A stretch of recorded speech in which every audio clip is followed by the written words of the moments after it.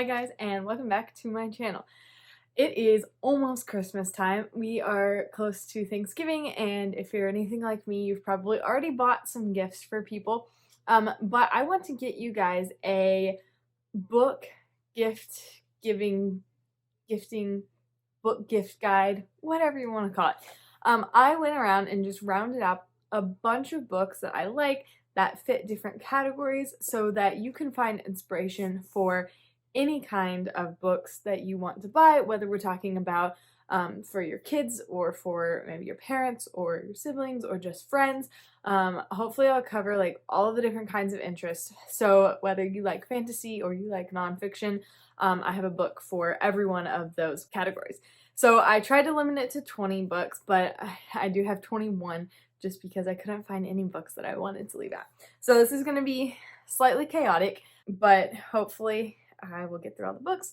And I won't say too much about each book, but most of them do have a review on my channel somewhere. So if you just type into YouTube, Haley Annabelle, and then whatever book you want, video should pop up that book is in, because I leave all of the books in the description. So YouTube should be able to find it if you want a longer review of each of these books. Okay, so the first category is going to be fantasy. I get a lot of questions about fantasy. If you've watched my channel, you know that that's not really my favorite genre, but it is a well-loved genre, and there's just a lot of different kinds of books in there. So I have 3 books in the fantasy section, and I'm going to start out with kind of the youngest age range and then moving up. These are appropriate for all age ranges, they just might be more interesting to certain ones. So first, The Green Ember. I consider this fantasy because it's talking rabbits, but it is, their entire world is just rabbits. There's no humans interacting with the rabbits, which is a type of fantasy I can handle. I've talked about this one a lot on my channel, and I actually have not read it yet, but I have lots of friends who have read it. One of my brothers is reading it right now. He has his book rack in here, and he asked me not to lose his place. But he's really enjoying it and said it's probably his favorite book of the year. And it's just a fun series, and there are lots of, I think there's like 4 main books, but there's tons of spin-off books that this author has written. So if you're looking for something clean, Christian to give to your kids, I definitely recommend this one. And then another one for kids that I think I've talked about before on this channel is the Kingdom series by Chuck Black. The first one is Kingdom's Dawn. This is actually an allegorical series, and they're journeying to Arithtrae, where the king and his son implement a bold plan to save their kingdom, where courage, faith, and loyalty stand tall in the face of opposition, where good will not bow to evil, and the future of a kingdom lies in the hands of a young man. And there's even a discussion guide in the back. So he has, I think, 5 books in this series, and then there's kind of a spin-off series called The Knights of Arithtrae, and a lot of people like those better. But if you like fantasy, medieval type stuff, but want it to be Christian, definitely recommend this one. And then the last one in the fantasy category is J.R.R. Tolkien's Tales from the Perilous Realm. So if you know someone who likes Tolkien, has read Lord of the Rings, has read Hobbit, maybe even read Silmarillion, this is a fun book that gets kind of tacked on to the edge of his Middle-earth world. A lot of them don't necessarily happen in Middle-earth, but they do have slight little references to them. I'm reading through this right now, and even though the first one is very fantastical, it's what he calls fairy. That's not like my favorite genre, but obviously it's Tolkien, it's so well written, so this would be a great one to get for the Tolkien lover in your life. And then in the historical fiction genre, this is actually one of my favorites. So I picked out some, 2 of them are from last year, and 1 of them I read this year. They're all kind of similar. So this one is The Last Bookshop in London by Madeline Martin. This is definitely for a person who loves books, who loves World War II, and likes just a little bit of romance in there. This is a really fun book, and I've gifted it to a couple people, and they really enjoy it. So if you have someone who would like London, bookshop, World War II, I would definitely recommend this one. And then The Fountains of Silence by Ruta Sepetys. This is going to be a little bit more in-depth history. Some historical fiction is inspired by history, and some of it is a specific instance in history. Ruta Sepetys does a really great job at talking about a specific thing that you don't know about. So this is about Madrid in 1957, so World War II has ended, and America thinks that they're friends with Spain, but Francisco Franco, is the dictator, and he is actually taking babies from the hospitals and hiding them, sending them to different families. And so you have this whole generation of people who think their children have died, but they're actually being adopted by other families. The main character in here is actually a Texan, so I related to that a lot and just really enjoyed learning about this bit of history that I had no idea about before. And she has little excerpts from actual historical documents in here. So this is a great one for the history lover in your life who wants something really interesting to read. And this one's a little bit less historical fiction because it's a little more modern, but still it takes place in 1967 during the Vietnam and Korean Wars. This one will definitely have you crying. I don't think I said the name. All Manner of Things by Susie Finkbeiner. This one will have you crying, and it's just written so sweet, and you feel like you're part of the family. It's not like really super in-depth writing, but it's emotional writing, and you feel like you can connect to the characters, and the family is just so sweet, and you just feel all the emotions that they're feeling. So if you like 1960s emotional family stories with a sad but happy ending, definitely recommend this one. Okay, the next category is classics. So you guys know that I really like classics. Also in this category, I included books that are good for the book collector in your life who likes really pretty books. So the first one I have is Little Women. I've talked about this one before on my channel. The more I read Little Women, the more I just fall in love with it, and there's the morals in there and the sweet story, and there's even Christmas that shows up in here. I think of it almost as a Christmassy book. If you want a book that talks about having a family that loves each other and actually cares for each other and takes care of each other, to see good sibling bonds, this is a great book for that. This also is a really nice addition. There's actually 4 of them. You can see them right here behind me. So there's Little Women, there's Little Men, there's Joe's Boys, and Good Wives, which is a sequel to Little Women. And this is just a nice set with a beautiful cover. I believe it's made by Juniper Books. Yes. So if you know a book collector who likes classics, I would definitely recommend getting sets from Juniper Books because they're so pretty. Another really pretty addition is Christmas Carol. Now, this is a Christmassy one. If you have not read this, this is such a must-read for your family around Christmas time. It's so good at just making you consider what you're doing with your life. And obviously, if you've seen the movies, you know the story of the Christmas Carol. But don't be grumpy, don't be stingy, give things away. Such a beautiful story. And this is one of the most beautiful editions I've ever seen. I think it has drawings, some of the original illustrations and drawings in here, and it's just so pretty. It has like quote pages, and they're a pretty decent price on Amazon. This is just such a beautiful book series. I actually have another one from this series for later on in the video. And then another classic is Pollyanna by Eleanor H. Porter. I've talked about this a couple months ago because we read it as a family, and this is just a great book for your kids. It's just really, I think the main focus of it, if you make it like theological, is the sovereignty of God and not being sad and not complaining about everything that happens, because you understand that God is in control and that we can make something good out of every instance. I really loved this. I love Pollyanna's attitude and how she just changes the whole town just by her positive attitude, and she teaches other people to be that way. So this is a great read aloud for your family or a book to give to your kids.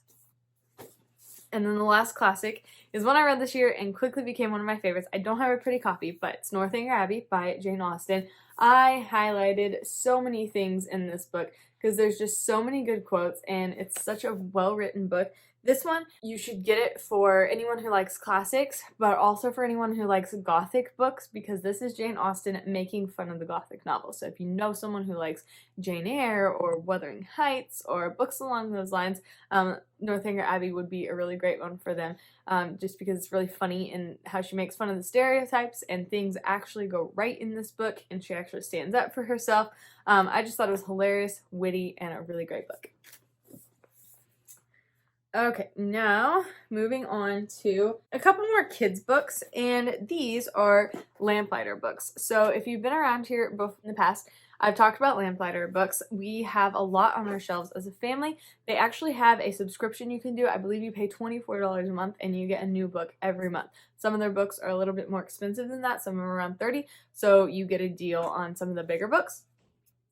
So these are 3 that I think would be really good for kids. So basically, if you don't know this, Lamplighter is a books that they find from the past. So these are from 1894, 1887, 1863. So I happened to find 3 that were all around the same time that they were written, but some of them are from 1600s, some of them were a little bit like later. But this guy goes around and finds old books that used to be really popular books, bestsellers even. Some of these books sold like a million copies in America, but they're not known today. So he collects them and he reprints them, and most of them have really good morals in them and biblical stories. So they're really, really worthwhile to give to your kids or your grandkids.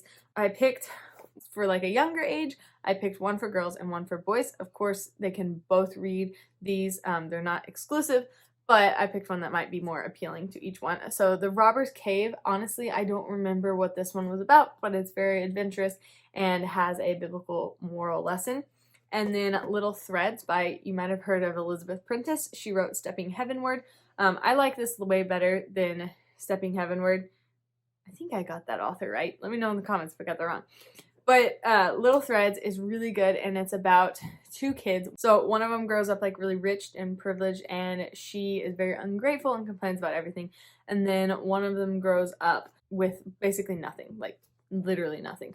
And she has just a really positive attitude about it. And this book, I actually have heard personally people, their children's lives changing after reading this book and seeing the good example. So this is just a really sweet little book to give to your younger girls, maybe around 10 to, I read it when I was like 19 and thought it was really good, but it's an easy to read book and has great lessons in it.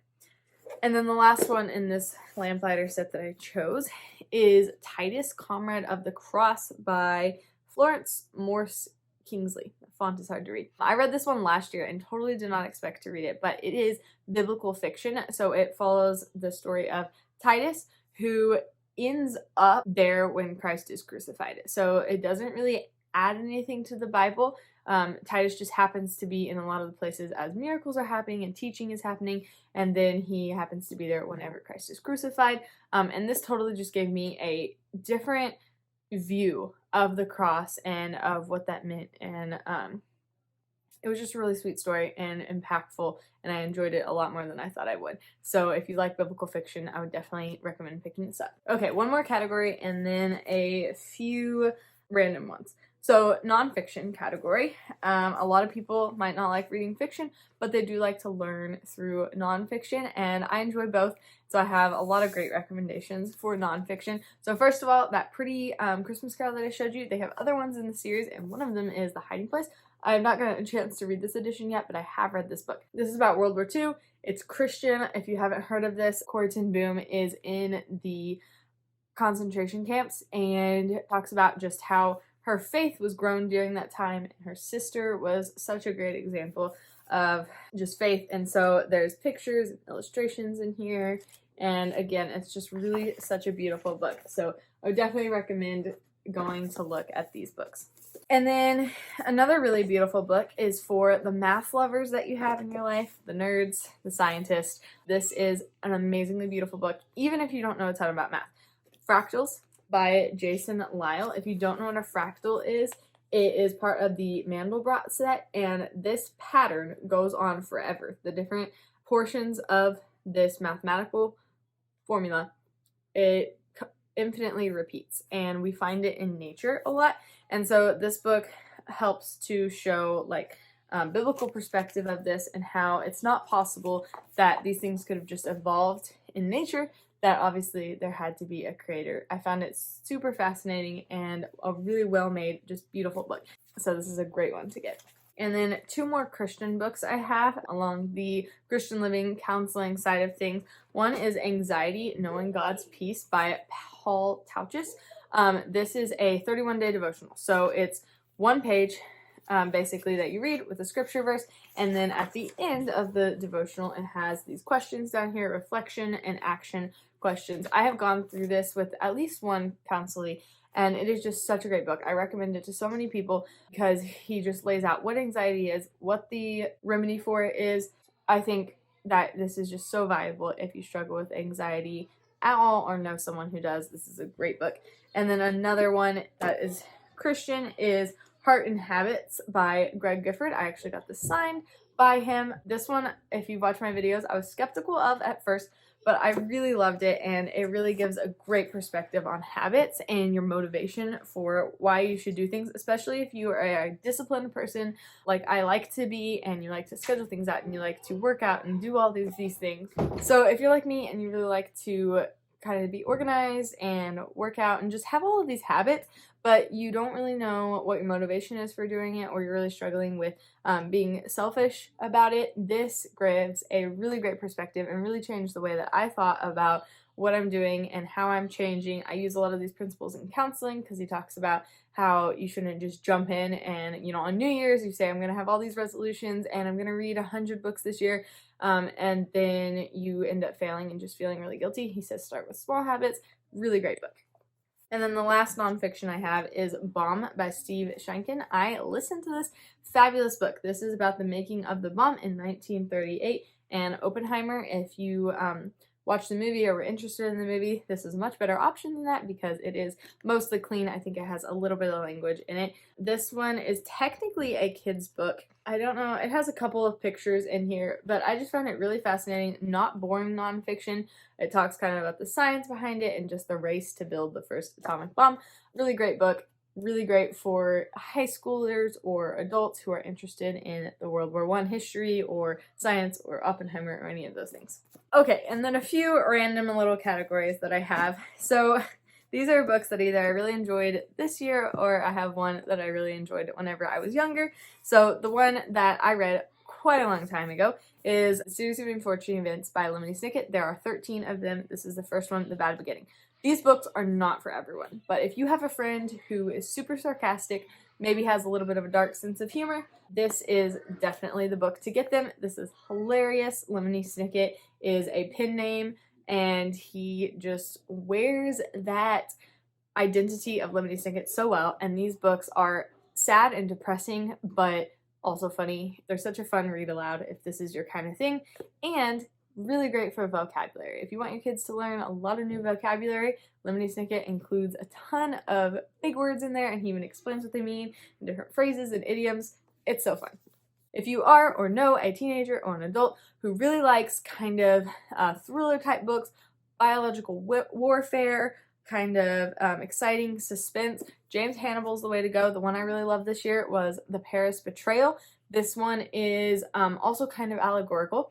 And it is about Ben Calix, and he has to stop this company called Leviathan from unleashing a biological weapon into the world.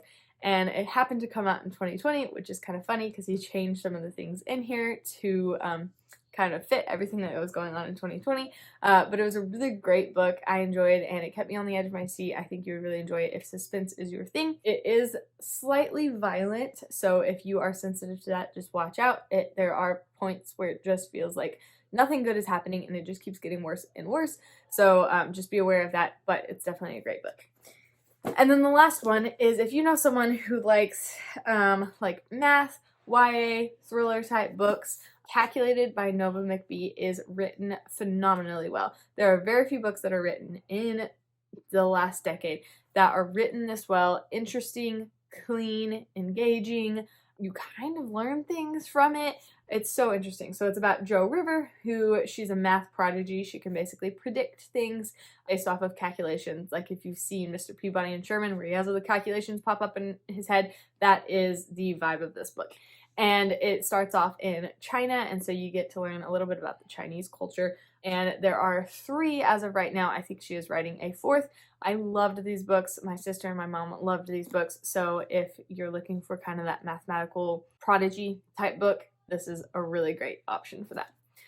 Okay, I hope you guys enjoyed these 21 books that I would recommend for you to ask for yourself for Christmas, buy yourself for Christmas, or buy one of your friends or family members.